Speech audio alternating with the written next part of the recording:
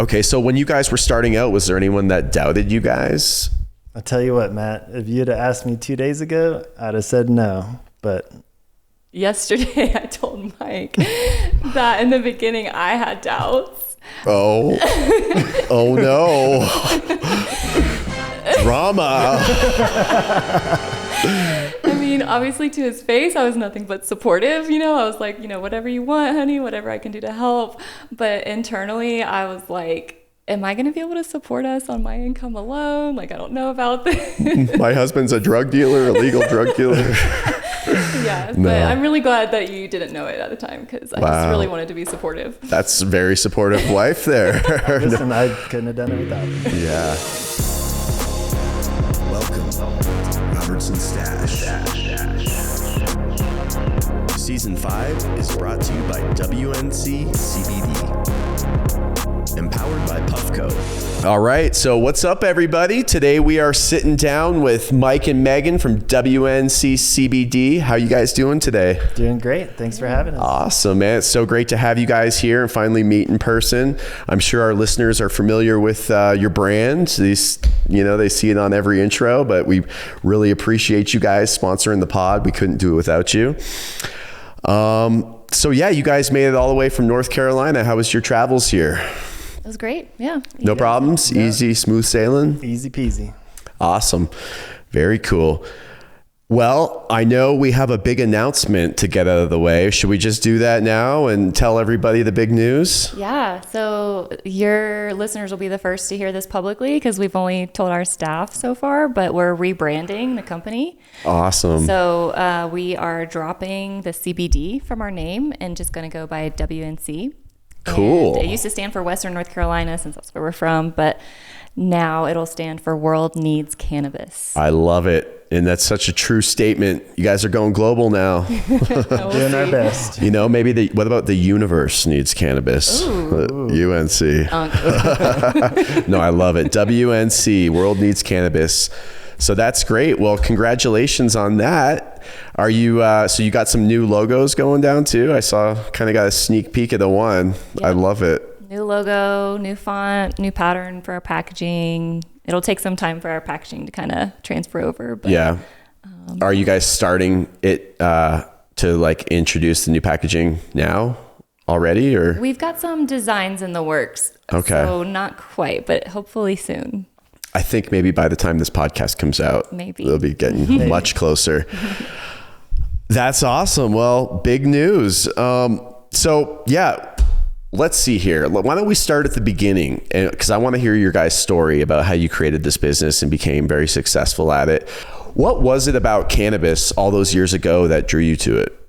Were you guys users or? Yeah, so I got introduced to cannabis at a super young age. I was 11. And for me in the beginning, it was kind of like opening up in a whole new world. And so, whenever I consumed, and then it was nighttime the first time I consumed and, snuck out of the house. And no way. So, yeah. So, I'm roaming. Sorry, mom and dad. Sorry. I'm roaming the streets and I'm, just feeling these new effects of it come on. And I remember. Oh yeah. And so, that turned into, well, I wonder what it's going to feel like if I go skateboarding on weed or watch a movie or play video games. And so it was kind of exploratory and fun to try all these new things for the first time all over again. Have you ever looked at the stars on weed? One of my favorite movies, dude. Plenty of times. Yeah. That's cool. And what about you? Were you introduced to cannabis too at an early age? I was 14. 14? I smoked a joint with our buddy West. It was in the same neighborhood as Mike, same group of people, same friends. No way. Yeah, we grew up together. Wow. Went to high school together. And we're still friends with Wes to this day, who I smoked my first joint with. That's amazing. Shout out Wes. Shout out. He's going to love that. That's very cool. So, when did you decide to turn your passion for cannabis into a business? Yeah, so I learned that cannabis could make money at a earlier age when I was 18. I learned that I could turn it into a business when I was 28. So back in 2018. Very cool. 2019, we started WNC. Nice. So did you have any business background to start this business? Like what was that process like? No. So the only real business experience that I had was I went to Central Piedmont Community College and I took an intro to business class. Okay. Super basic, don't have an MBA. And so really what that looked like starting out was just sitting on a laptop one weekend and Googling how to start a business in North Carolina. Nice. Mike was working full time at an automotive shop, and we would wake up super early, like 4 a.m., go to the gym. He'd spend some time researching, spend his lunch breaks, evenings, weekends. Wow. Yeah, just Googling. You tell them. Motivated man over here. Yeah. Oh yeah. Yeah. I mean, for 9 months straight, I just spent every additional time I had just trying to learn more about the industry and sort of see how I could get into it. Nice. Yeah, that's the tough part of starting a business, all the back end stuff. I struggle with that, but it's important.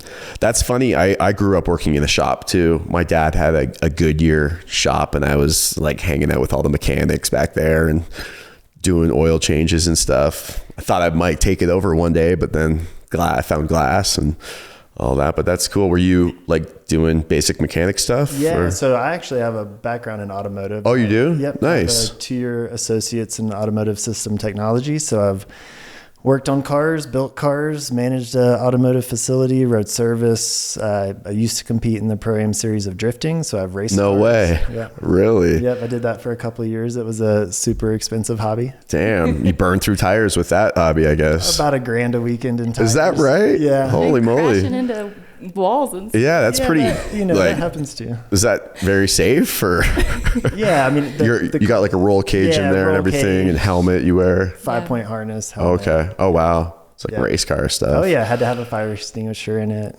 Damn. Were you competing and doing that, or was it... the highest I ever placed was 7th place in a competition. Oh wow. But yeah, so I pretty much in that category of my life, I gave up in the Pro-Am series. Do you still drift on the weekends?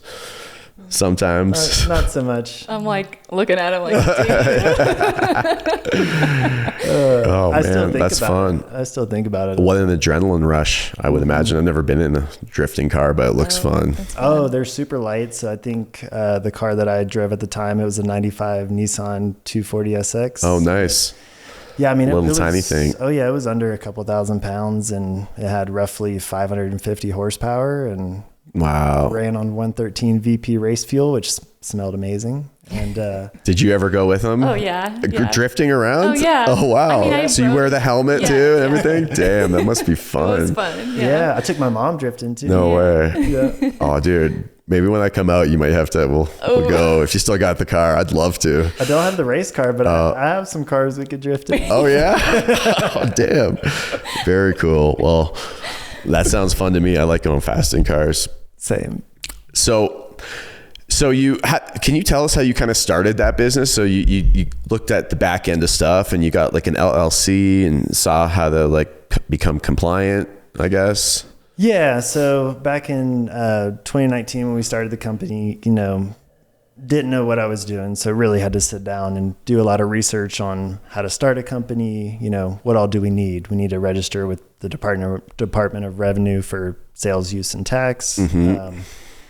And so, I knew just from past experience, buy and sell, there's a profit. Yeah. Do you need any certain licensing for dealing with CBD? So in North Carolina, you don't. Oh, really? Okay. You just have to register. Just need a business license. Mm-hmm. Yeah. Cool. So that's how the name became CBD at the end. You started with just packs of CBD. Yeah. So we operated on solely CBD flower for about 2.5 years. Oh, so do people? Tell them how you got the money to start. Yeah, so I didn't have anything built up in the beginning as far as a savings or bank account. So sort of once I saw some really quality CBD flower and I was like, wow, the people really need to have access to this. I just took out a $10,000 personal loan and just started buying and reselling. Nice. So you took out your first loan and just bought weed with it and flipped it and turned that 10,000 into times whatever. Yeah. Just kept multiplying. That's great. That's very cool.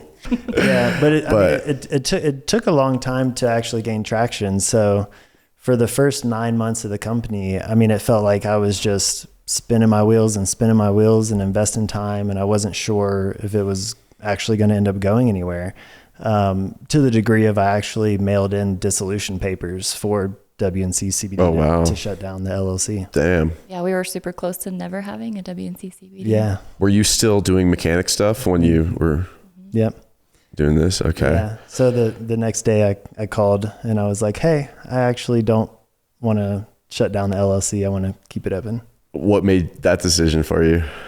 Just slept on it and decided I wanted to keep trying. Nice. And then the second time around, you found some success?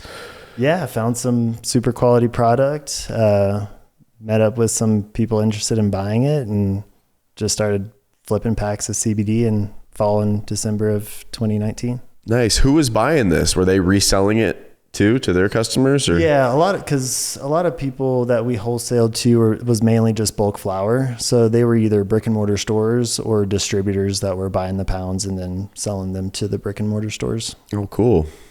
Yeah, Very cool. We did wholesale for about 2.5 years before we actually launched the online retail brand. And in fact, I didn't actually have any plans to. It was more so at the time I had an Instagram account with roughly 3,000 followers, and naturally some of those weren't stores and they were just consumers. And so they were sort of reaching out saying, hey, can I buy, an ounce? And at the time we didn't offer it. And so you would just direct them to whoever you sold to. Yeah. Yeah. And then just, it was just one of those turning points. One weekend I sat down and I Googled, how do I build a website? Nice. Do you have any coding background? No coding. MySpace. Well, MySpace. Yeah. Oh, damn. MySpace. The MySpace days. Yeah. We did some, some light coding. Oh, really? Yeah. No formal background in coding. Cool. So you just figured it out on your own. Yeah. That's very cool.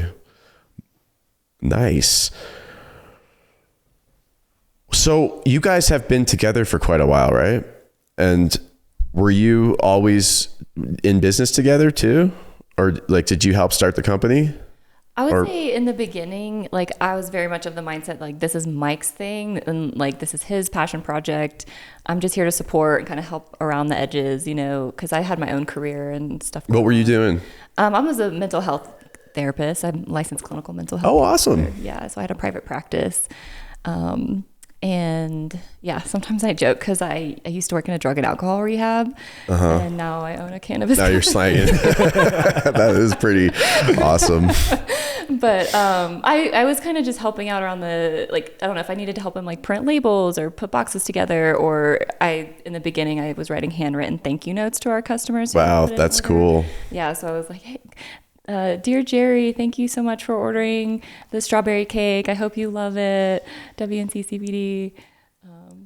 I'm going to start doing that with people. I'm going to take that note and write people. Because whenever I get one, I put them up everywhere. I save them and they mean a lot. We had a lot of customers who would save them and it was great. But, at some point it just got to be too many to keep up with.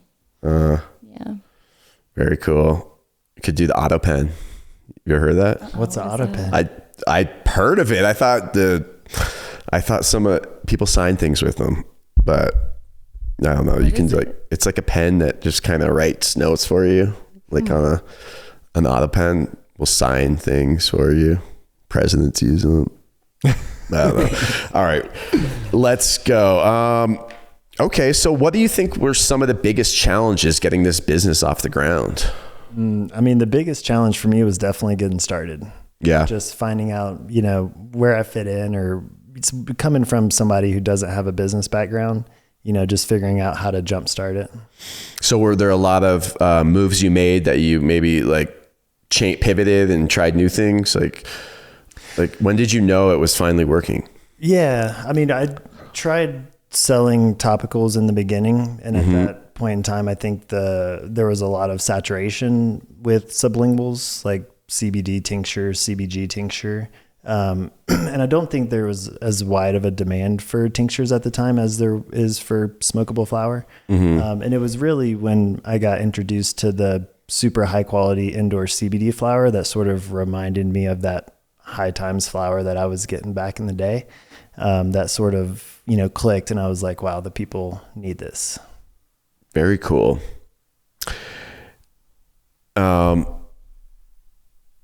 What do you think? Did you have any like setbacks? Can you recall any particular setbacks that you faced when you were first starting out that you overcome?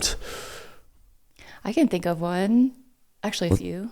Let's hear them. People like to hear these because then they show how you rise up and you overcome them. Yeah. I mean, well, gosh. I mean, if I think about the whole like life cycle of our company, there's a lot. But being in the cannabis industry, there's just like a lot of people out there who won't do business with you, or like they'll start business with you and then pull it out from under you. So because of the CBD, because it's just like a high risk industry. Okay. So that's I see. That's happened a handful of times when we've been involved with like a credit card processor or a website, or I was like looking into getting like some intern marketing help or something. And that is a big problem with me too, like with paraphernalia. So you have found like a high risk processor that you use now? Yeah. Oh, good. Yeah, good. We're actually set up with First Citizens currently for credit card processing. For what? It's First Citizens for credit card processing. Oh, okay. First Citizens is the name of the company? Yeah, First Citizens Bank. Mm-hmm. Nice. Well, that's a good tip for anybody listening because, I'm banned from PayPal because I sold bangers on my website one time and then they just totally ban you for life. But yeah, we use a different one, but that's good to know. First Citizen is one that is cannabis friendly and paraphernalia friendly, I'm sure. Yeah, I mean, another setback we had was at the time we were operating an online website off of Shopify's platform. And overnight they removed all of our products that had over 0.3 total THC, which was essentially everything except CBG flower and clothing. Wow. Did they freeze your account? No, they didn't freeze the account, but they just removed all the products and they said, hey, if you upload these products, we're going to shut down your account. Okay. And so we had, our revenue stream got taken out overnight. Yeah. With no warning. Mm-hmm. That's the same as PayPal too, but they froze the account and you have to like wait 6 months to notify them and get your money back. And man, setbacks. That's good that you guys overcome them all. Yeah. I mean, so our website, we didn't have a retail website for 2 weeks. Me and another friend of mine had to spend any additional time we had just building a new website on a brand new platform that we had never used before. Wow. Because that was your main source of sales, the website? Yeah, through Shopify. That's quite a shock then to get it shut down. I also just want to like kind of name how incredible that is that like you and another person built an entire website in 2 weeks. Like they were staying up all night, multiple nights in a row, getting it done. That's wild. Is this the same website that people can go to today? Yeah. Wow. So check it out, guys. WNC.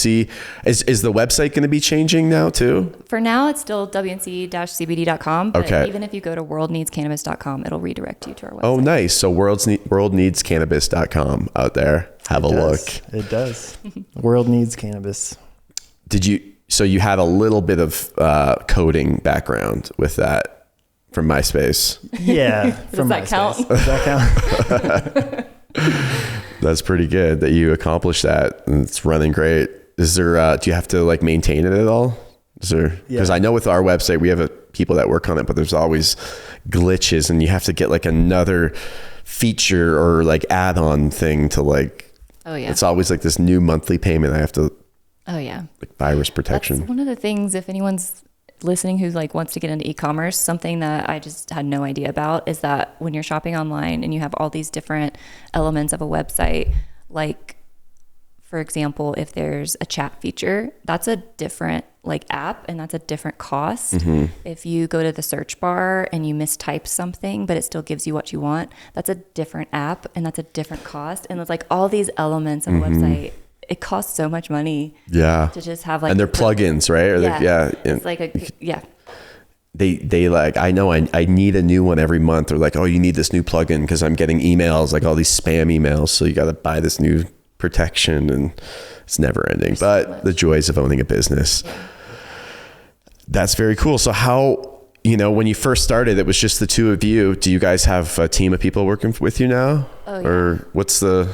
Oh yeah, we've got actually our 25th employee is starting on Monday. Wow, congratulations. That's huge. That's a big company. Yeah. We have Very a cool. really incredible team of people.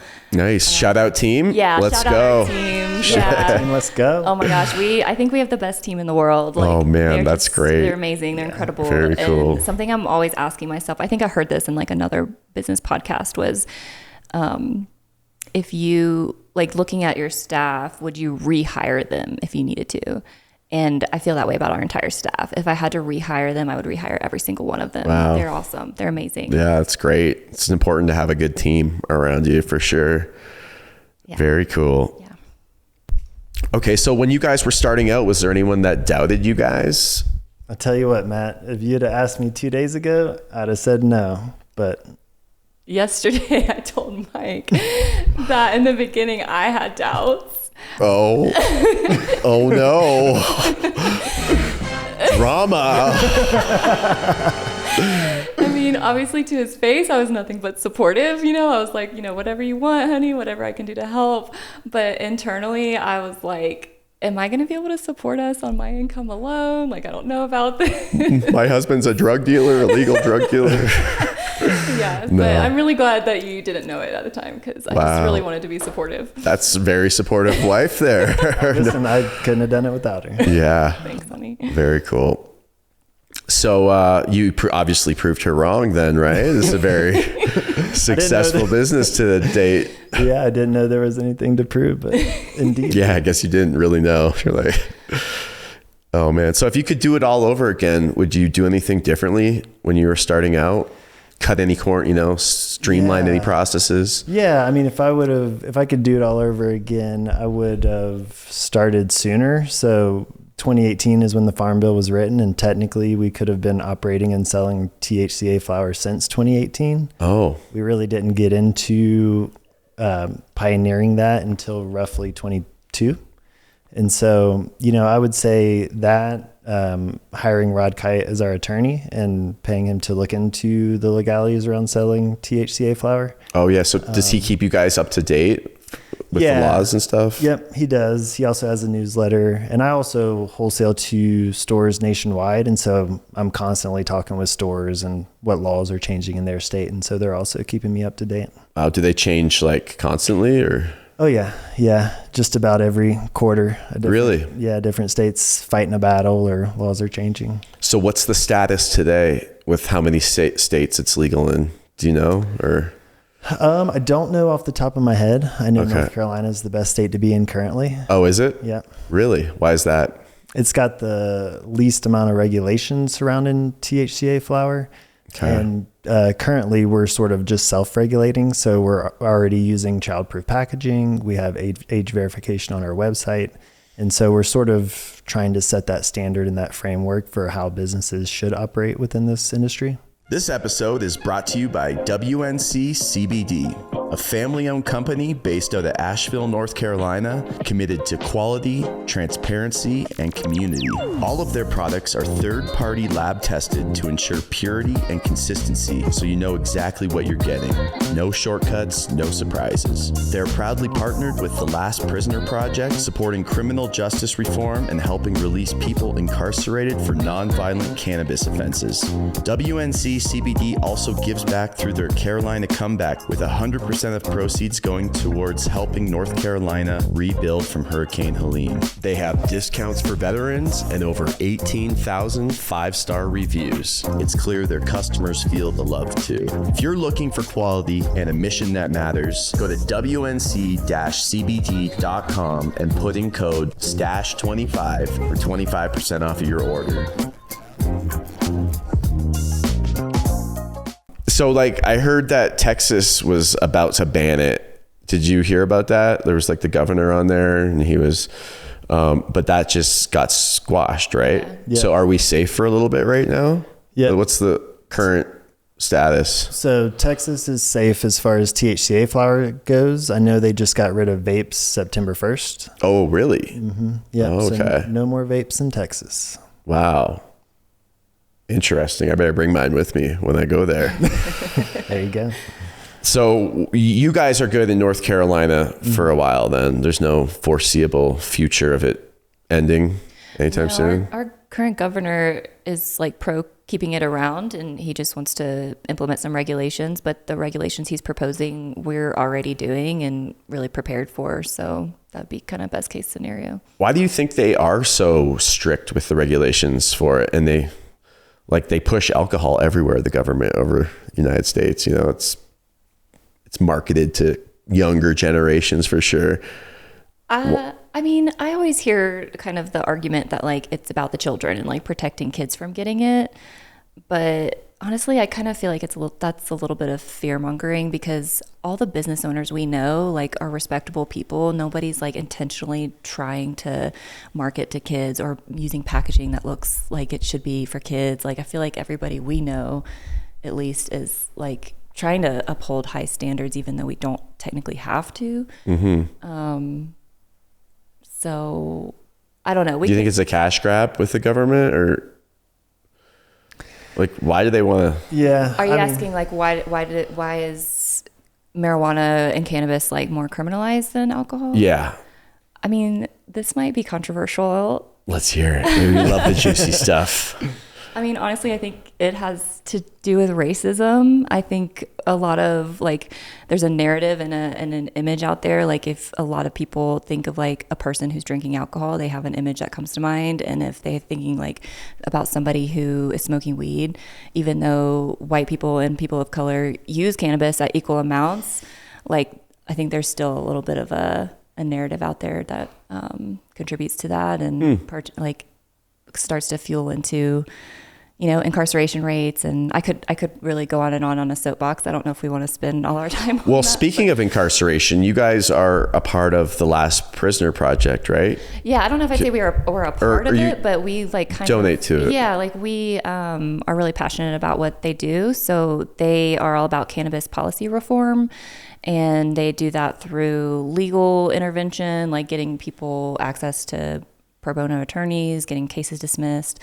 They also work through policy change and reentry support. So like they'll kind of almost, I don't know if this is the right word, but sponsor their constituents to kind of help them when they leave, get back into society, get a job and things. Sponsor them. And so actually kind of a cool thing, when we were at MJ BizCon last year, I met a guy who was one of their constituents who now owns a cannabis delivery business. No way. And that was super cool. So we donate a portion of our 420 sales to them every year. Okay. And then we also have a t-shirt on our website that says no one should be in prison for weed. And a portion of those proceeds are donated to the Last Prisoner Project as well. Very cool. So every 420, you got all sales go to that cause, or all profits, or a portion of profits. Yeah. Okay. Sorry. Yeah. That's very cool. So if anybody wants to donate out there, they could donate on their own too. Is there just like a website you go to? Yeah, they have a great website. They have a really great Instagram. Like I totally recommend following it. I think they put a lot of really informational stuff out there, and they put like photographs of their constituents. So you can like put a face to a name of who they're helping. That's awesome. And they'll put up photos of them like kind of, what's the word I'm looking for? Reuniting with their families. Oh, that's sweet. That is a great cause, because people can get sucked up into the justice system and be treated very unfairly. Our cannabis attorney got someone out that was facing life in prison out of jail because he was treated very unfairly. And so he was facing life in prison, and it was something similar to like this Last Prisoner Project, but he got a signed thing from Obama and got this guy out of jail. It was like a special thing. That's awesome. Wow, that's incredible. Yep. So what do you guys hope to see happen to these crazy cannabis laws in the United States over the next 5 years? Just legalize it all across the board, or? I mean, yeah, I would love to see federal legalization. Yeah. Yeah. Free the plant. Do you think that is possible one day? I think so. I think so. If enough of us get together and write to your local whoever. Yeah, I mean, that's part of it too. You know, part of being in the industry and building business is being part of that change. And so I think helping, you know, advocate for it is also part of that. Mm-hmm. And so I think that, you know, the bigger this industry can grow, you know, the more of a fight we can put up and hopefully change. That makes sense. Yeah, hopefully change the mind of, you know, the people trying to do away with it. So that's your hopes and dreams where the laws goes. What do you think is reality? What's going to happen over the next 5 years? I think reality is just that it'll like be more regulated. Like there might be more hoops to jump through, or more kind of like licensure needed, or just kind of become a little bit harder to participate. And it'll get, it has become more saturated. But I think it's going to stick around. That's what it's not going anywhere. That's just my opinion, though. I'm not an attorney.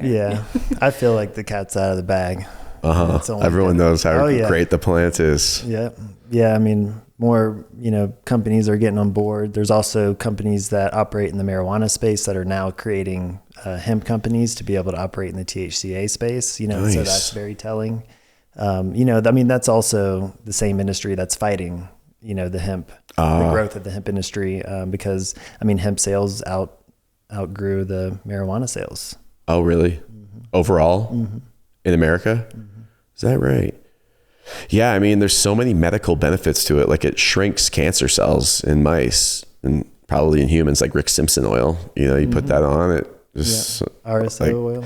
Yeah. They should make that more accessible to everybody. Oh, but they want they want the money for the pills. The pills that you need every month. Yeah. Also, back to incarceration, like there's still private prisons that are, raking in basically free labor. Yeah. Totally. That's a huge problem. Yeah. And they need to be full and they're not making money. So they need to find people to put in there. It's been a long time since I looked this up. So please fact check me. But at one point, I think it was like 50% of people incarcerated were in there for non-violent crimes. Drug possession. Yeah, that's non-violent crazy. Drug offenses. Yeah. So is there people in jail this day for marijuana crimes? Really? There's people serving life in prison. That's crazy. Cannabis. Oh my gosh. In like a certain state? All over. Really? Yeah. From old laws, because it's legal now in most states. Like yes. And that's just what blows my mind. That's just wrong. Oh, entirely, because you could be in one state where it's totally lawful, and then there's a state line 5 feet away from you. And if you were to carry that plant, 10 feet into the next state, like you're going to jail for life. And it's just crazy that you're breathing the same air. Yeah. You're looking at the same dirt. It's an invisible line. And you're just 10 feet that direction. Yeah. That's like driving to Vegas from here. You got to go through Utah, and people will take the long way and take the 13-hour way and go around to Santa Fe. But it's always sketchy to go through Utah you can go to jail for a joint, I heard. Oh, I've driven through Utah. Yeah. Yeah. Driving dirty? At the time. That's one of the things I just really love and appreciate about the Last Prisoner Project, is that they kind of acknowledge that the majority of people in the cannabis industry who are profiting are more so white people, and that the people who are incarcerated are more so Black and brown folks. So they have like more of a focus on that. And I think it should be like everybody should have equal access to this industry, and everybody should be able to make money off this industry and this plant. It's such an incredible plant for so many people. So it's just another reason why the Last Prisoner Project is such a cool organization. Yeah, that's cool. Definitely a good cause. And you guys have another charity that's close to your hearts, right? The Carolina Comeback. Is that what it's called? Well, okay. So we actually have 4 nonprofits that we sponsor or have a partnership with.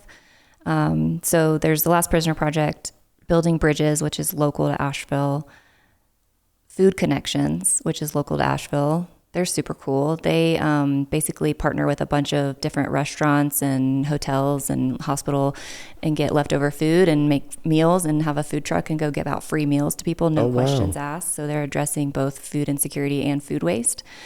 And then the 4th one is Blue Ridge Pride.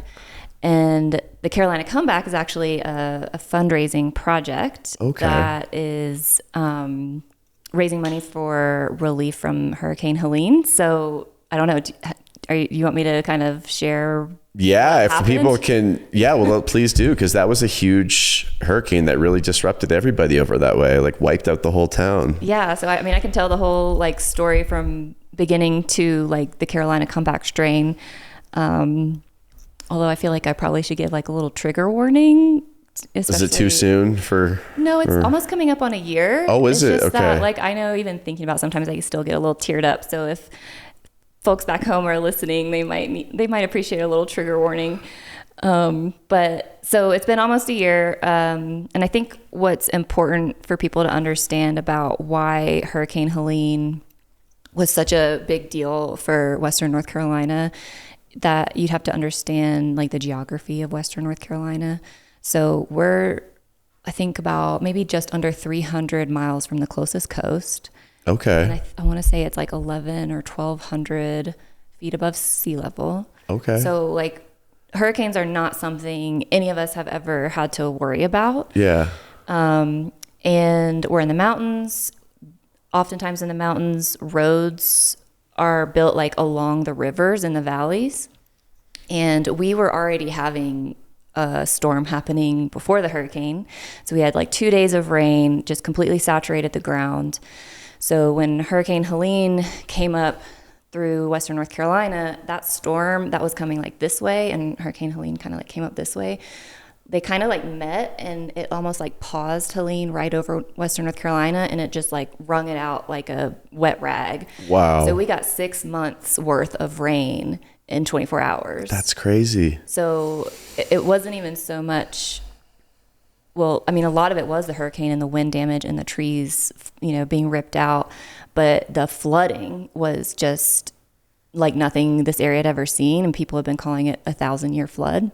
There were hundreds of mudslides, thousands of roads and bridges destroyed. Wow. And it was like catastrophic for our area and unprecedented for our area. Mm-hmm. And so, do you want like the whole story? I mean, I'd love to. We can go all night. Yeah, This is great. I mean, we were standing on the Tunnel Road Bridge, and we were seeing 18-wheelers and U-Hauls just getting taken, floating by, floating taken down the water. I mean, water up so high that it was like past the doorway into a Walgreens or a U-Haul. Wow. Like up to the roof of like our Walgreens and our Lowe's.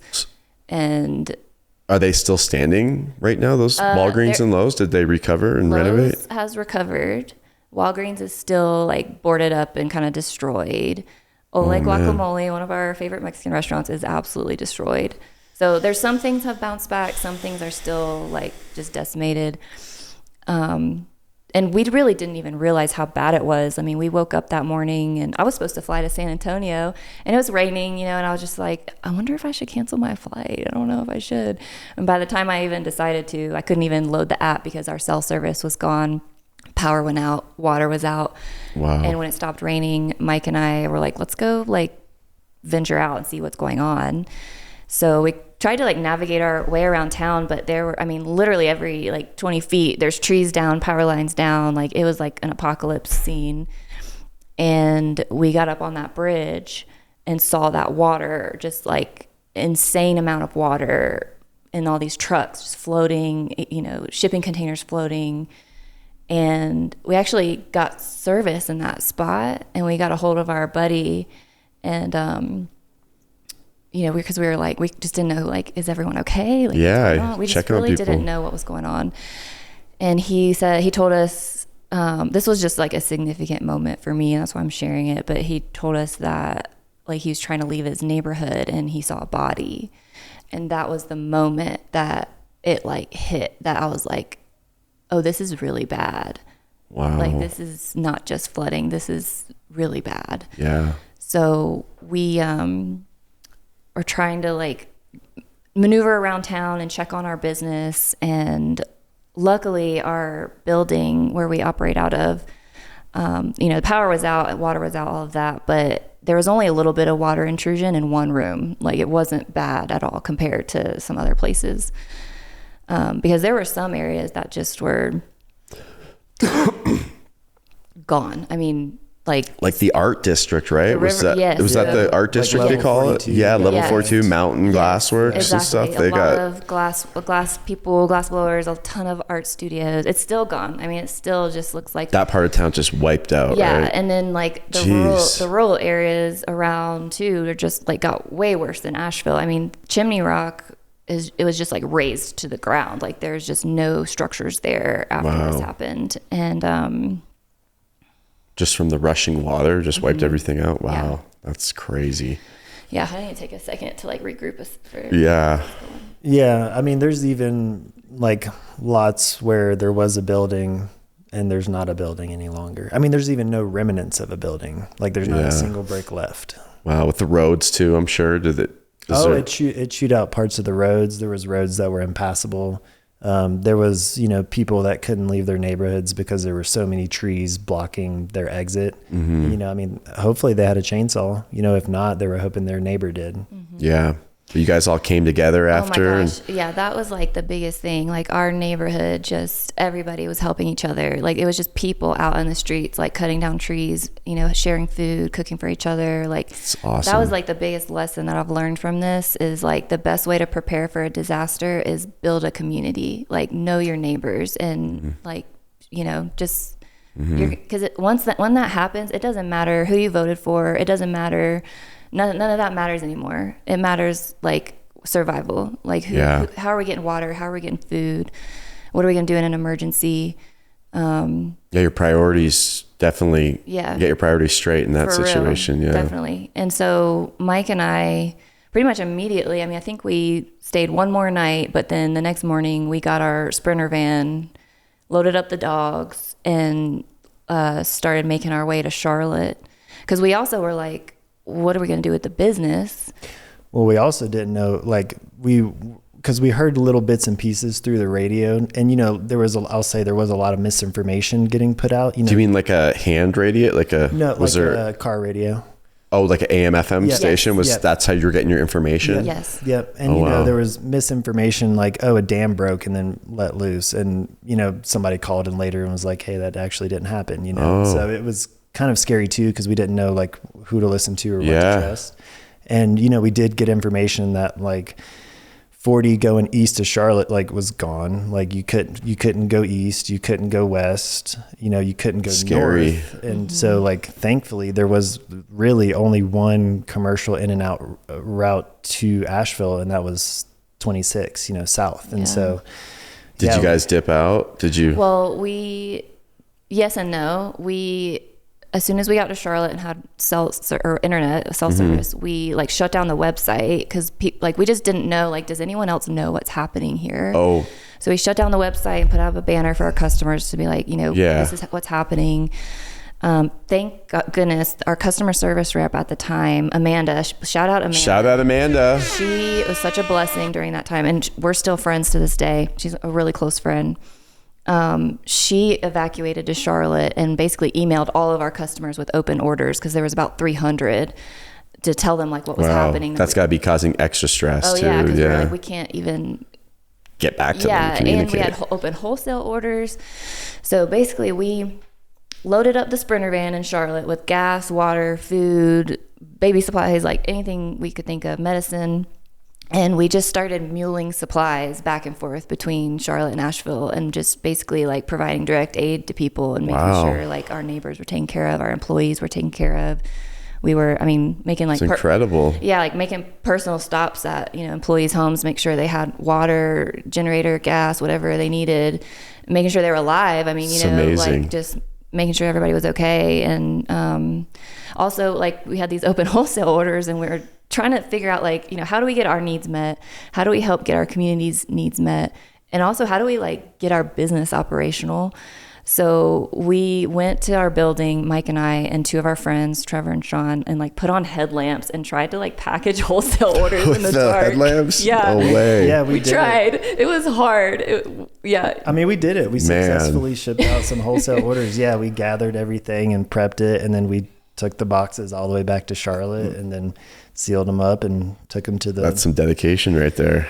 Yeah, it worked for one day. We realized shortly after that it just wasn't sustainable, and we just needed to, focus on what was in front of our face, and how do we navigate to this next step of getting back open? Yeah. So by the end we were, out. We didn't have electricity for a week. Okay. Which a lot of other areas it was worse. Really? We didn't have water for 2 weeks. Whoa.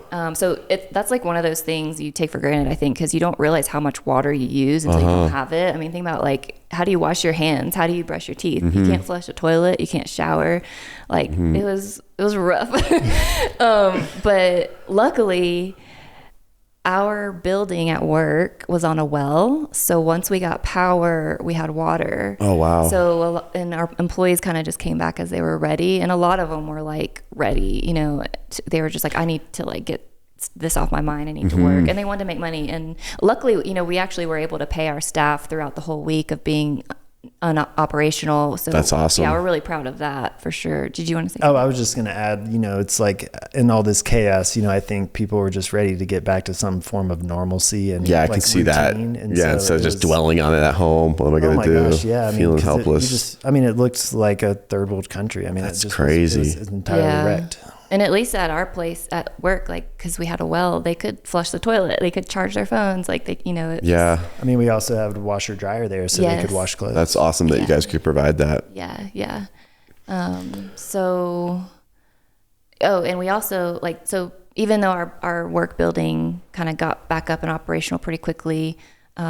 Also we had a business partner who sent us Starlink. So we were able to get back online within 1 week, which is pretty incredible considering the circumstances and other businesses. Shout out Spencer. Yeah. Shout out Spencer for Starlink. Yeah, definitely. So that works pretty good. That saved the day. We used that for months. We used Starlink for months. Yeah. Even when the internet came back, we stayed on Starlink because we noticed there was still some inconsistencies. Oh, really? When it came back online with it going in and out, or, you know, working for a day and not working for the next day. So I probably used Starlink for like 3 to 4 months while the other internet actually was back online, just because I could trust Starlink and I couldn't trust. Wow, it's a good promo for them. It worked. So what do you do with it now? Just take it camping? We just have it as like a backup plan. Oh, yeah. We have an emergency kit now. Yeah, I'm sure. Yeah. So yeah, we were able to get back operational, but most people still like didn't have water at home. And even when we got water back in our pipes, we still didn't have potable water until for 2 months, really. So Is that right? Yeah, we still were like, you know, drinking out of water bottles and trying to brush our teeth from water bottles, you know, and all of that. But we had like an absolute amazing outpour of support from our customers reaching out saying they're praying for us, asking what can they do, a bunch of like clients, wholesale customers, like people just like, how can I help, what can I do? And so Spence, the same guy that got us Starlink, right, wasn't it Spence who donated the Carolina Comeback? Yeah, so he had a strain like kind of coming through, but it didn't have a name yet. And he was like, I want to donate this to y'all as like a fundraiser. Wow. And so we asked all of our team, all of our staff, what would you want to name this strain if it's going to be a fundraiser? And they came up with like a dozen, and then we voted on it to kind of narrow down the top 3.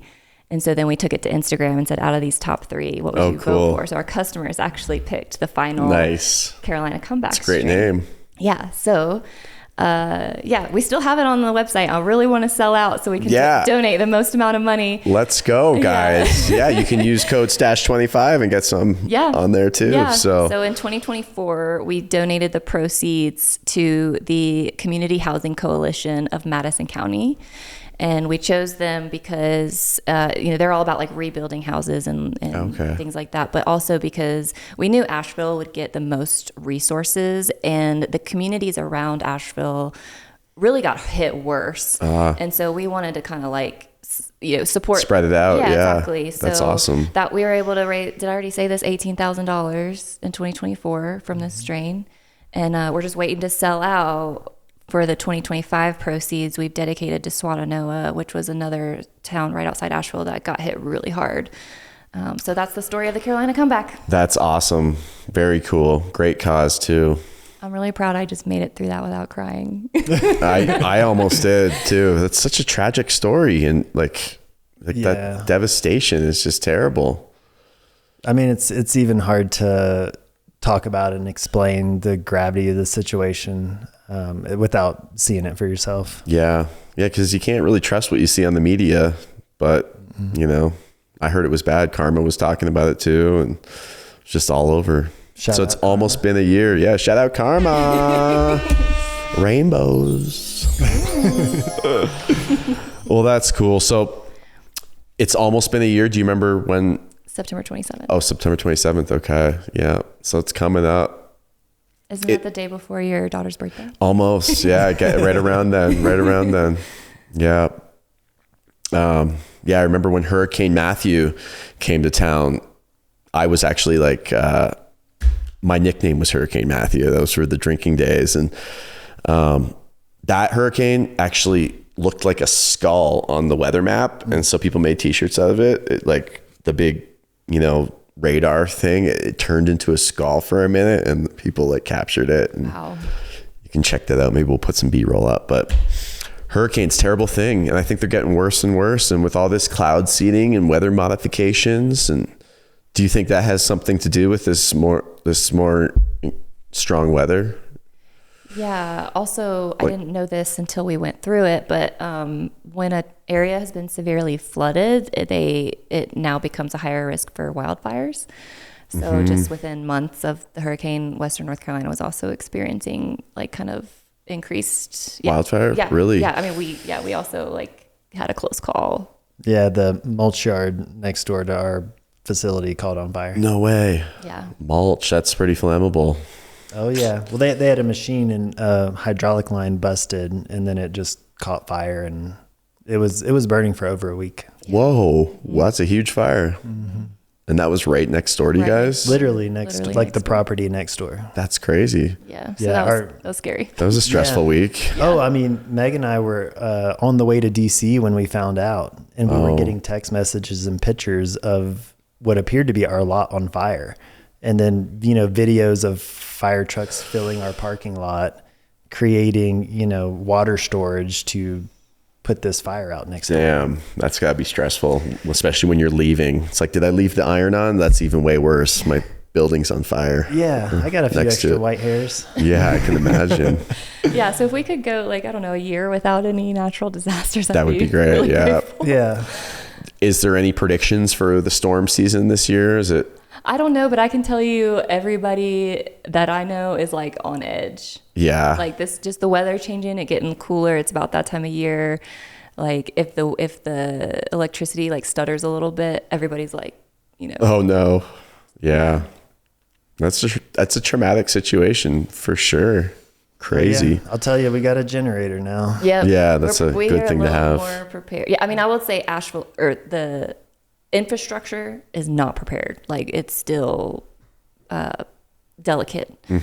But I think like individual homes, we all are kind of like a little more prepared. Like we all have emergency kits. Yeah, that's smart. Yeah. Crazy. So hopefully no more big hurricanes coming up this year and for the foreseeable future.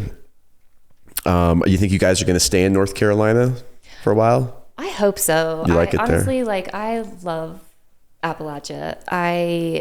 We grew up in Charlotte, and I would go to the mountains to visit my grandmother, and just, I don't know, leaving the city and going to the mountains just felt like a breath of fresh air. And as soon as I was 18, I moved to Western North Carolina. And after the hurricane, I feel like even more bonded to this area. And I really wouldn't want to live anywhere else, but I just love Appalachia. Yeah. And Blue Ridge That's Mountains cool. and how it looks like, they're called the Smoky Mountains. And like when it rains, there's like this fog that comes up, so it looks like the mountains are like smoking. It's just really beautiful. Yeah. Are there some tales about them mountains? Like I've heard some things. Is that where they would brew whiskey or moonshine out in those mountains? Like Popcorn Sutton. Do you know who that is? I don't know what that is. I do, he's, actually. You do? He's like the famous guy that just passed away. Like the He's a relative of a friend of mine. Really? No way. Is that right? Yeah. Wait, he's who is he? You OG moonshine maker. Oh, very cool. Well, it's probably OG's more than him. I think I know who you're talking about. Who? Is it Randy? No. Oh, Randy. Sorry, Randy. You're the whiskey drinker. Yeah, he seems like he'd have a relative of that. I don't know. It just Sorry about that, Randy. Jeez. Lay off the sauce, bud. But yeah, no, I don't think we're going anywhere. I love North Carolina as well. Yeah, I grew up in Charlotte as a city boy, learned to drive a car there and, just every which way to get in trouble. And so after Meg finished school, she was like, Mike, I'm not moving back to Charlotte. You got to come up here. And so, yeah, I mean, I hightailed it up there and, similarly, it was a different change of pace. I mean, there's, at the time, no traffic compared to traffic in Charlotte. And, a lot more greenery, a lot more outdoor stuff to do. And it was just that. It was a breath of fresh air. Absolutely. Yeah, I would rather live in the countryside and get my city fix instead of living in the city and come out to the country and get, that breath of fresh air. Very cool. Do you ever miss the city? I mean, there's things about it. I mean, I would probably travel so much. And we travel to big cities, and I get my fix when I'm there. Yeah. But yeah, I don't know that I would live in a big city again.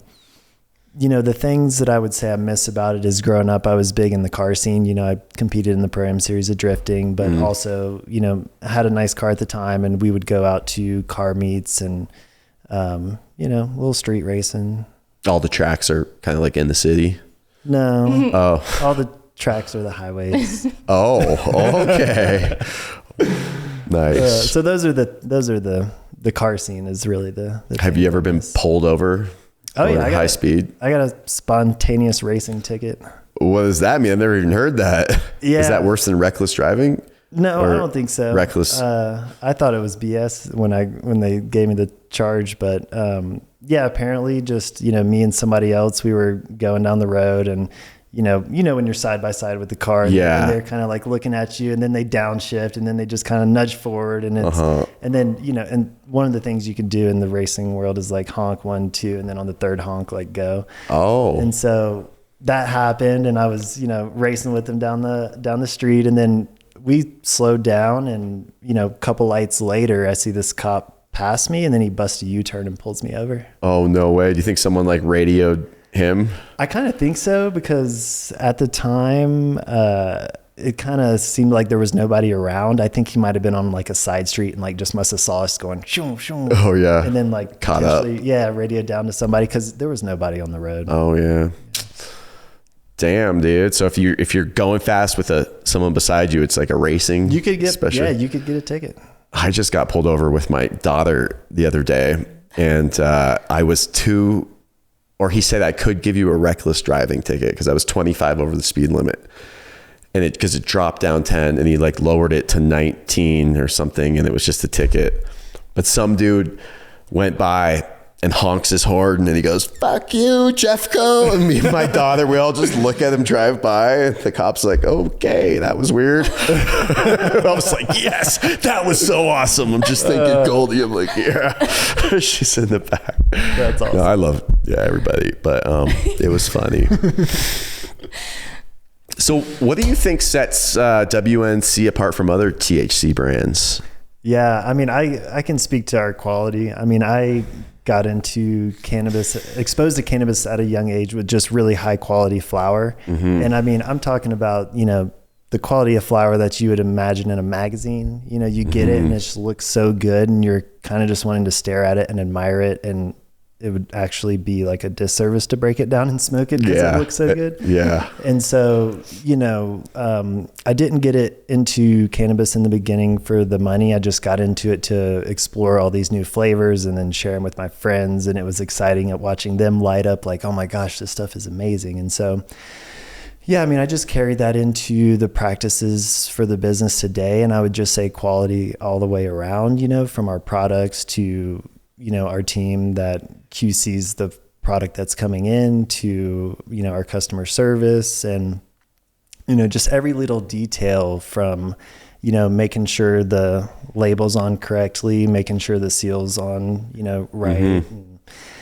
Quality all around. Yeah. I mean, even to the little details in the way that we package the box, you know, I want to deliver a quality experience. Yeah. Who does your photographs? Because they are great on your website. That is Mark Archer from the Curator. Shout out for Mark, dude. Yep, those are great shots. Oh, cool. Shirt. Yep. Oh, nice. Curator. Yeah, they're really nicely captured. Yeah, the Print Ghost printed them. They do a great job. Oh, cool. Print Ghost. We'll have to, you were telling me about them. Shout out Print Ghost. Mm-hmm. People are going to hate this by the end of this podcast. We're going to do a lot of shout outs. I think there's a lot of things that stand us out. I mean, yeah, like Mike said, the quality, but also our community involvement that I was speaking to earlier. Totally. And then just makes you want to buy weed from you guys because you're like helping out. But also our employee culture is so special.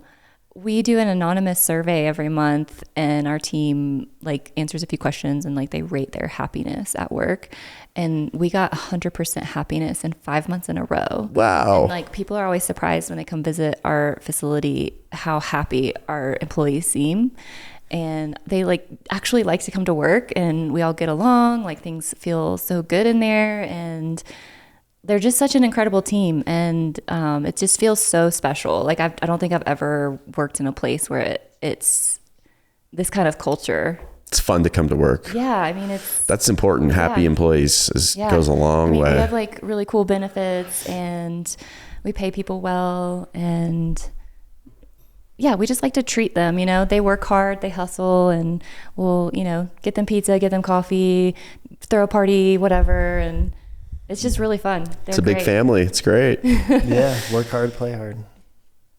So was there a moment you knew that this business was going to scale up? Like, it's now a multi-million-dollar business, right? Yeah. Can I say that? Yeah, it is. Proud of that. That's an awesome thing. It's absolutely incredible, to think about where it started and where it is today. I mean, I never imagined we would have 24, 25 employees. It's awesome. Yeah. So in the fall of 22 is really when things started to kick off. Mm-hmm. And that's sort of when THCA got entered into the picture. Oh. So I was introduced to a strain called Banana Mac. And so Banana Mac at the time tested 10% CBD, and it had 4% THCA. And the Delta 9, which is the psychoactive compound in cannabis, and that's the regulated compound in cannabis. In order for it to be lawful under the 2018 Farm Bill and considered hemp, it has to have below 0.3% Delta 9. And so the Banana Mac did. It was below 0.3% Delta 9. In fact, I think it was non-detectable Delta 9, and it had 4% THCA, 10 CBD. So technically, this is kind of like a 2-to-1, meaning 2 parts CBD to 1 part THCA as far as the ratio goes. And so it gave you a little buzz. And so, it was the first time that we could really market and advertise a consumable hemp product that's psychoactive. And it was really incredible to see. I mean, it's a famous strain. And whenever we would do a drop of this strain, we were only able to get small amounts at a time, like 3 to 5 pounds.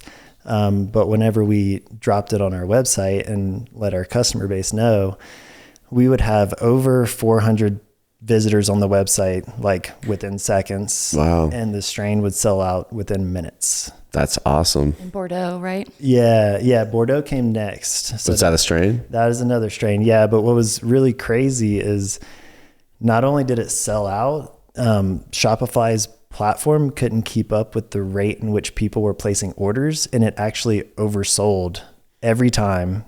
Like, I would enter, 400 the quantity available, and it would end up selling like 460. Wow. It just didn't shut off in time before people were buying it so fast. Yeah. So I tried everything. I tried, if I had 400, I tried listing 350, and it would still, really oversell. And I tried to find creative ways to sort of combat the server not being able to keep up.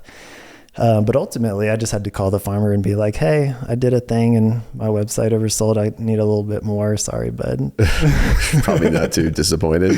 No, but of course, they're doing the same thing. And so they were retailing it as well. So they were just trying to balance inventory for themselves as well as supporting us. And then, Bordeaux came along, I would say probably spring-ish of 23. And this was sort of still in that same realm of 10% CBD, but it had 10% THCA. So now, we're no longer dealing with a 2-to-1, and we're now dealing with more of a 1-to-1, higher level THCA, still below the 0.3% Delta 9. So still considered hemp. And the response was people loved it even more because it had a higher THCA than the Banana Mac, and same situation. Every time we posted it, it would sell out. And so sometime end of summer 23, early fall, within the community and the companies that we work with and the growers that I know, we started sort of pondering this question. What if we have a type 1 flower, and type 1 flower is a flower that has all THCA and no CBD? And what if that flower still tests below 0.3% Delta 9, which would be considered hemp? And so, me as well as some other companies, we're like, this sounds lawful. And so, at the time we were like, hey, we just want to make sure we're doing this thing by the book. So we contacted Rod Kite and said, hey, here's a lab, of a test result, please look into this and tell us if this is compliant under the hemp program. And so we paid him, and he developed a 8-page opinion letter surrounding the legalities of THCA and its interstate commerce, and the end result that it was lawful. And so from there, it was game on. Wow. Were there companies doing that before you? Or so it started with me, and I would say probably at least within my sphere of influence, I can't speak for all the companies out west or the industry as a whole, but within the companies that I was intertwined with, it was probably 5 other people that were also selling the Banana Mac and the Bordeaux, and sort of trying to get this question answered of, can we sell a psychoactive flower that's all THCA with no CBD below the 0.3 Delta 9 and it be compliant? Because newsflash, people, when THCA is exposed to heat, it activates all the THC, right? So that's a little, love that. But that's really cool. So when you're deciding new strains, that is kind of what is in the back of your head, like those numbers, right? When you're looking for new strains, they got to meet that criteria. Yeah. So, we have really well established relationships at this point with the growers that we work with, and we know that they don't use any herbicides, pesticides. It's all grown, organic, although they might not be certified organic, they're all using organic practices. Okay. And so, that's a very important part. We want people to be able to have access to consume a safe product. There's a lot of sprayed stuff and there's a lot of bad stuff on the market. So, just wanted to be able to provide that quality product and service for people. And, it was really just a really, big turning point as far as the growth path. What is sprayed? Like, as I've heard that term before. Yeah, so, cause I don't really know. How can you tell? Like, what is that? So before THCA became prominent, there was Delta 8, and Delta 8 is a syntheticized cannabinoid made from hemp, and it is psychoactive. And so what people were doing in order to get a consumable product that was psychoactive is they were taking Delta 8, heating it up, and essentially using imagine like a paint booth spray gun, and they were literally like spraying packs. The buds? Wow. Yeah. So they were essentially coating buds with Delta 8, and that doesn't seem natural. Or healthy. No. And so that's, I'm proud to say we never sold Delta 8 treated flower. It's not something I ever co-signed. Won't. Yeah. That's awesome. So is that like one of the main issues with scaling up, is finding the product, like having growers to grow it, or is that just an infinite supply right now? There can be a lot of different pinpoints to scaling. Part of it could be access, depending. I would say at this day and age, there's more product available than there is for ways to move it. Okay. And so, in the early scene of THCA, I would say it was very much, because can't grow it fast enough. Yeah, because at the time we were only getting 3 or 5 pounds of Banana Mac and respectively, 3 or 5 pounds of Bordeaux. And frankly, I probably could have sold out, 40, 60, 100 plus pounds of it if I had it, but it's just, that's all there was. And so, but when scaling, you could also be limited in time or hands. When we were operating out of a spare bedroom in our house, and, let's say over the course of a weekend, we got, 120 orders or so.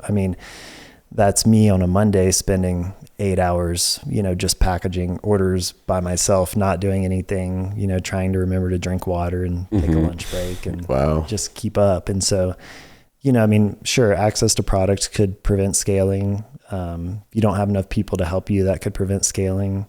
You don't have a large enough facility. That could prevent scaling, just because, currently, we're filling our warehouse to the brim, and we have plans of building a big new one with our own cultivation facility inside. So I'm happy to see that come to life in the future. So you're just buying like the product in bulk and then processing it at your facility? Yeah. How does it come? Like, is it in a bale like that you see on the back of a truck? Like, what? Yeah. So I mean, is it pound bags? Or yeah. So in the beginning, when it was just CBD flower, Meg, you probably remember this. We would get shipments in, and it'd be like almost like one big pillow. It'd be like one big bag. Oh, like really? One big 5-pound bag of CBD flower. And, you know, I'm opening it all in our living room at the time. And I would take the 5 pounds and I would, you know, weigh out the individual pounds and do all this labor. You know, I mean, this day and age, they all come triple sealed individual pounds, you know, humidity pack inside. So nice. Cool. And then you guys put humidity packs, little mini ones in all the smaller bags too. That's awesome. Especially here in this climate. Yeah. It turns to dust literally like a day open. It does. It's tough to get, you know, good hemp from Colorado just because of the dry climate as well. Is that right? Mm-hmm. What's the best spot for it to grow with the climate? I mean, if it could be cultivated, I mean, indoors the best anywhere. So yeah. Very cool. So you also, you guys also have a glass gallery, right? Like that you're opening up? Yes. So I co-own Smoky Mountain Hemp Co. It's a local dispensary in downtown Asheville. We also have our own grow facility. Nice. Yeah. It's a beautiful spot. Like, it's awesome that you can see the plants. Yeah. So we opened shortly after Hurricane Helene last year, you know, I mean, so that definitely put a dampener on just us, you know, being able to get people in the door and foot traffic. Yeah. And so it's pretty inspiring to the local community that you guys opened up that like right after that. Oh my gosh. I mean, just got back to it. Yeah. I mean, there was many businesses that weren't able to make it. I mean, one of, you know, Rhubarb, I mean, it was our favorite, you know, kind of Friday night, date night, week cap, you know, place that we would go and get dinner, and, you know, it's just not open anymore. Oh no. Post hurricane. So yeah, I mean, it's really incredible that we were able to open, you know, stay open slowly but surely. More people are coming back to Asheville, so please come and visit. Yeah, it's a great collection you have there. Very cool space. Yeah, so there's a lot of really, really cool heady glass in the downtown store. I've had a lot of fun collecting over this last year. Nice. When did you get into like heady glass or collecting glass? Yeah, I don't remember the exact time. I would say it's probably... Was there an exact piece that got you in? Like, did you see a piece and you're like... So the first piece that I ever bought was a Anthony Rowe and Sherb collab. Okay. It was a dino skull pendant with a joint holder in the middle. Nice. So I still have it. It's on display at Smoky Mountain Hemp Co. Go check it out. And yeah, so that was my first piece. And then I probably had that piece for maybe 6 months to a year before I think I really got the bug to buy glass. And the way that kind of happened was... we have a really awesome company in town that buys from us, Joe and Connor, who own the Golden Goat, and they would always come by and they'd pick up their orders and they'd always be rocking, you know, a heady pendant. And so one day I just went and stopped and checked out their store, and they had a whole bunch of other heady glass in there, and they saw me eyeing it and they were like, "Oh, you should meet JDZ, his studio's next door." And so I was like, okay, cool. So, you know, we walk next door. I get to meet JDZ. He's over there. You know, he's got this huge cathedral tower that he built, and he's got this crazy glass axe that he built, and he's just got, you know, just stuff that I've never seen. Shout out JDZ. His stuff is awesome. Shout out JDZ. Yeah. I've never seen anybody make, you know, the kind of stuff that he was making. Yeah, it's really unique. So I would say that, you know, between meeting Joe and Connor at the Golden Goat and JDZ, that's sort of how it came to be. And I started just like acquiring and bought a bunch of JDZ stuff in the beginning. And then I started branching out, and I got some Joe Peters. I got some of your stuff. I got some Combo, Swank, Subliminal, nice glass. Is there any particular like aesthetic that you're drawn to? Not in particularly. I mean, I've come to really appreciate the collabs. You know? I mean, I have some really awesome, I have some really awesome solo pieces as well from people.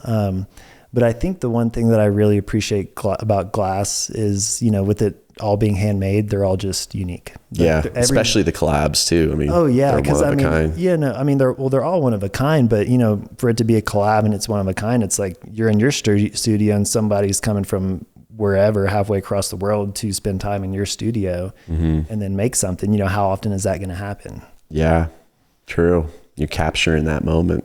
Yeah. Yeah, collabs are fun. What about you? Do you have any interest in that? You said you were doing art before a little bit, right? Like painting and stuff? Yeah, I used to do art growing up. Yeah. Now you're hooked on glass, both you guys. You guys just made your first marble. Yeah, that was really fun. That was super fun. Thank you for teaching us. Oh, you're welcome. You guys are really naturals too, honestly. Like I've taught a lot of first timers and you guys were both very natural at it. Yeah, I'm like, you might be hooked for life now. Don't blame me. Yeah, you buy a torch now. No, I definitely want to dabble in it some more. That's awesome. It's really satisfying to melt a solid to a liquid. Yeah, I hope Carmen, JDZ, watch out. We're going to be in your studio trying to melt some glass. I know. Every time Mike says, I'm going to go hang out with Karma or JD, now I'm going to be like, can I come? Can I come play in their studio? Yeah, that's awesome. Do you have a favorite piece in your collection? Ooh, that's tough, you know, because I'm here. Let's say excluding my work. No, I'm joking. No, the way I like to approach that is, you know, my favorite piece from who, right? Because every artist is extremely unique. And so, you know, like, don't put us against each other. Just put us against ourselves. Yeah. You know, I mean, you're always just competing with that man in the mirror, right? That's right. Yeah. Absolutely. So, I mean, my favorite piece from Karma is definitely the Karma banjo collab. Oh man. Yeah. How could it not be? That thing is sick. Insane. Yeah. He actually brought that over here when he was here. Did he? It was on the pool table for a little bit. We got to check it out. It was sweet. Yeah. Very cool. Yeah. I mean, my favorite piece of Joe Peters is this, he just posted it recently. It's the dragon and that the tiger. And that frame. Yeah. That is so cool. Yeah. That was very cool. How big is that? It's pretty big. I mean, it's finished. It's, you know, probably about 1 foot long. I would say 6 to 8 inches wide and, you know, probably about 1.5 feet tall. Wow. That's a special piece. Yeah. It's incredible. That's awesome. Yeah. Me and Joe are about to head out to Argentina to do a piece out there. So I'm pretty excited. Yeah. I mean, I'll leave next month. I think I would say, my newly acquired, most recent, favorite piece of yours is the collab with you and David LaBrava. That's pretty nice. Awesome. Yeah. Shout out David. It was great. Maybe we'll do that 3 more times. Sorry, listeners. Yeah. But that was there was a lot of like great energy put into that goat. Like we were like ripping off each other. He was teaching me about writing. I was teaching him about glass blowing. And so it was just a good vibe overall that was captured in that piece. So that's awesome. I mean, it's just incredible. I mean, I didn't know until recently that he was a glass artist and we love Sons of Anarchy. That's awesome. Yeah, he got his first torch like mid 90s. So like 30 years ago. It's pretty cool. That's awesome. Like, what's it like running a high pressured business as a married couple? Do you guys ever disagree on anything, or is it all you handle your stuff and you handle your part? Yeah, it's a beautiful thing. It's a delicate balance. And sometimes, you know, it's like riding a 4-wheeler down a rocky road. That's a good analogy. Yeah. That's pretty fun though. It is. Yeah. You know, you're just strapped in. You know, it can be the best thing. Like, yeah. I mean, I wouldn't want to be strapped into this business with anybody else. Oh. My answer to that question is that we have a really good couples counselor. Oh yeah. Shout out to Steve. Shout out Steve. What's his number?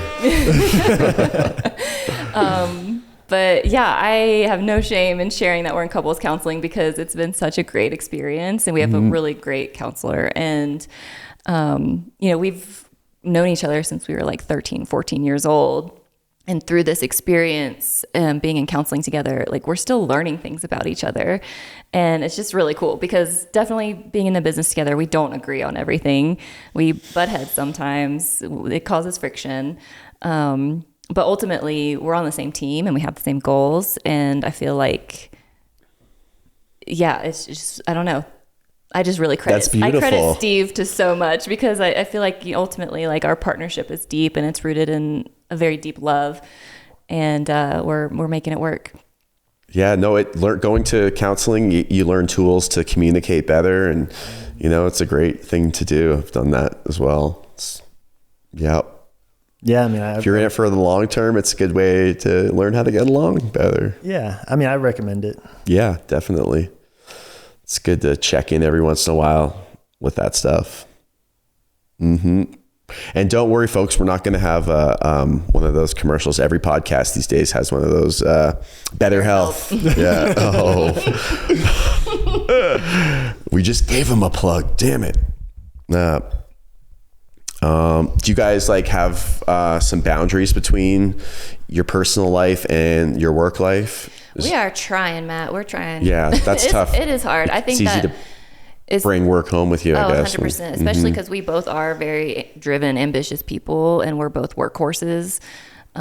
So yeah, the balance is something that's hard, and we're always kind of working on. And actually, sometimes I kind of joke that WNC is the other woman in our marriage. Oh, I've heard that a couple times. So sometimes we have to tell her, like, hey, you need to get out of our bedroom. Like, we're not going to talk about work. I like that analogy. Yeah. Or like, we're trying to get better about like not talking about it while we're eating dinner, or or not talking about it after 6 o'clock. We're working on it, and I think we're improving. But these are helpful tips. It's a challenge. It's a challenge. For sure. It usually starts with, hey, honey, I know it's after 6 p.m., so just shut me up if you want me to stop, but ... more questions. Yeah. Yep. It's a fine line to walk, because we're all ambitious people, and you want to get it done, but then you gotta. Yeah, and there's can't be all so the much time. time in the day. Like, we're both so busy, so sometimes like the only chance we get to like debrief the day or the week is like kind of late at night or on the weekend. Yeah, and I'll say that's just like the reality of owning a small business. It's like we're wearing multiple hats and doing, multiple people's jobs, every day. And so, like she said, I mean, sometimes the only time we get to connect is when we're home. Yeah, it's not like you have to clock out at 5 o'clock every day. I mean, can go a little extra when you're running your own business, for sure. Got to. Yeah, you have to. I mean, and it almost takes that, to really, get ahead and push forward. I mean, I'll speak to like our experience, especially with us. It's like we didn't have the, financial money in the beginning to go ahead and hire all the people that it takes, that we now know that it takes to run a successful company. You mean you guys actually had to get your hands dirty a little bit? Years. Yeah. Still do. I know. I'm still working probably 60 plus hours a week. The best advice one of my instructors told me in school was, he's like, I got 3 words for you to be successful when you get out of school: work, work, and work. And then, you know what I mean? Like, you just got to really work hard. It's not I mean, always. This makes me think of like one time we came to work and there was like vomit on the front door. Whoa. And crazy night. So it's like, from somebody. I don't know, but it's like kind of like, who else is going to clean that up before our staff gets here? Like, I'm just going to clean up this vomit. And it's kind of like, this is what we get paid the big bucks for in the company, excuse me. And you just got to do it. You just got to do the things. Got to do what you got to do. Yeah, exactly. What has been one of your proudest moments running this business? Has there been a milestone that you've achieved recently, or anything you can think of?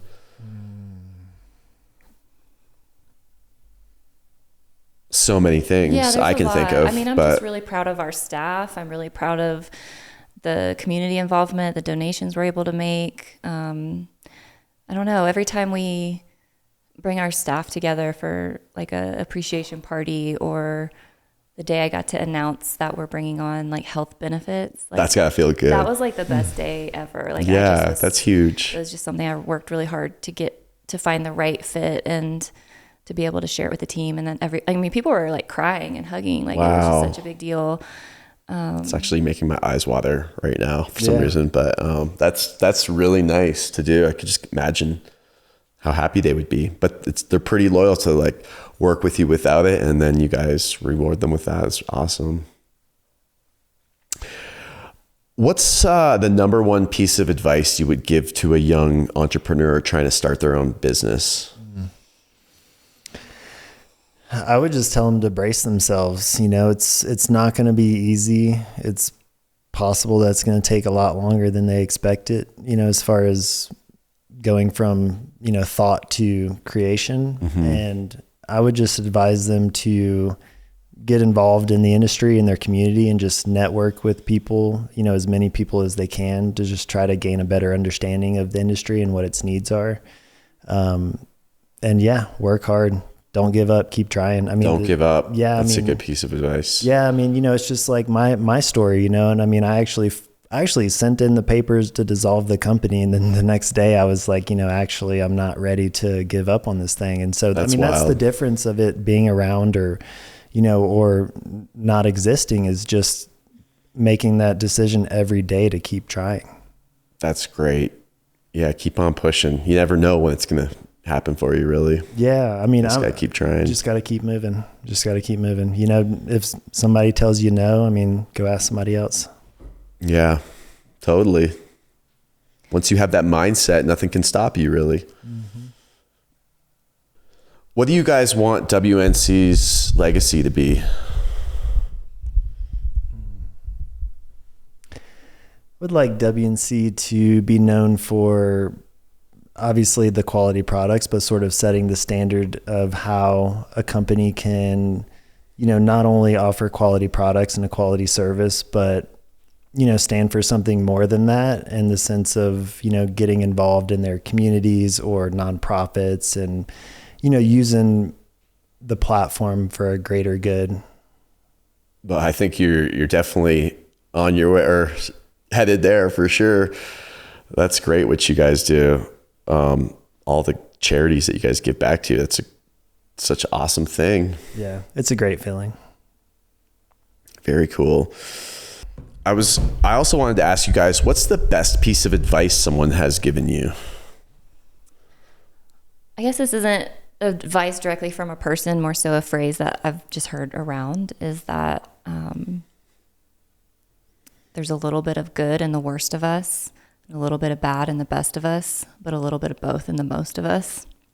I like that. I haven't heard that before. Just kind of serves as a reminder, like, I guess in a lot of different ways, like when we think about the work the Last Prisoner Project does, you know, anybody who's been incarcerated, like kind of being pinned as like these bad people, and like, that's not true. You know, we all have a little bit of good and bad in all of us. And even like people listening to this podcast today, like some people are going to hear it and be like, oh, Meg and Mike are awesome. Like, look at all this stuff they do for these nonprofits, whatever. But, you know, there's also things that we've like, you know, learned along the way, mistakes we've made. And there's going to be people out there like upset customers or, you know, former employees who are going to listen and just be like, I hate Meg and Mike.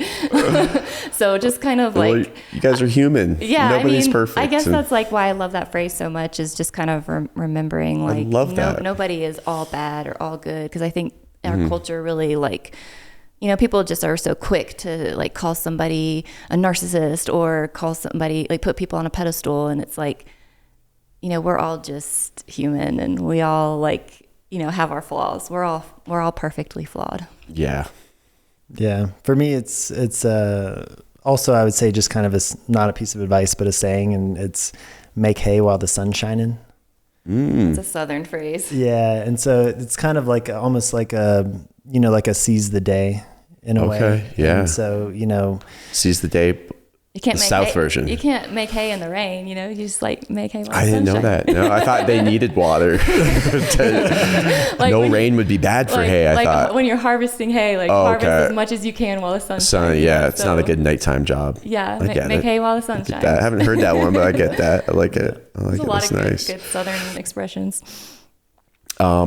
Is there any advice that you would give to your 18-year-old selves if you could go back in time and say, hey, you, listen? Yeah, I lived a fast life when I was 18. So, oh, yeah?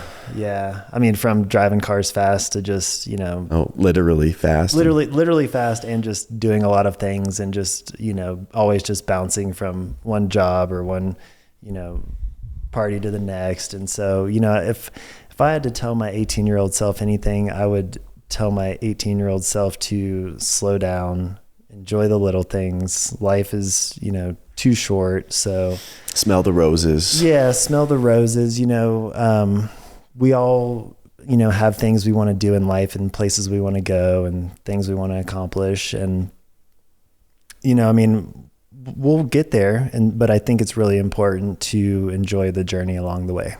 I like that. Yeah, everyone is so fast paced and it's just so hustle bustle these days. So take some time and breathe. Yeah. Because it'll all be over, before we know it. Oh yeah. Blink of an eye. Yeah. What about you? Would you tell your 18-year-old self anything? Oh, there's so many things, but Be like, Mike's gonna make it. Yeah. Stick with it. Yeah, actually, because like when we were 18, I think maybe we started dating around that time, or I had a crush on you or something. Yeah. And definitely in high school, I was always like, oh, it'd be so cool to go out west and trim weed for a summer. Never would have imagined I'd end up like married to Mike and running this company. Like, it's just really cool how things work out. That's awesome. What do you want WNC's legacy to be when you're dead and gone? That's kind of morbid. I'm sorry. No, it's a good question. So, imagining WNC living on past myself, I would like WNC to be viewed as a role model for other brands in the cannabis industry to use their platform, not only to offer a quality product and a quality service, but also to get involved in community as well as, advocate and donate to nonprofits and really be mission driven. That's awesome. Yeah, it's so important. If you can, to give back, I mean, people are in need. That's really cool. You guys are awesome. Great company, great people. Thanks, we man. appreciate you so much over here at the Stash. Great products too. We've been smoking, like every guest we have, like everyone gets red-eyed right away. It's like it's about time for a dab. Oh yeah, should we do a little dab here? Yeah, we could do Okay, let me grab a couple Puffcos. And is there any particular strain you'd like to? Which one is one of your favorites right now that you got? I know you got a lot of samples from us, so let's bring them all out and see what we got. Let's go. All right, thanks for tuning in to the Robertson Stash Podcast. Hope you enjoyed today's episode. If you want to support us, please hit the like button and subscribe to our YouTube channel. Also, we want to hear from you, so if you have any comments or questions, please feel free to reach out. Hit the website, hit the link. We'll see you next time.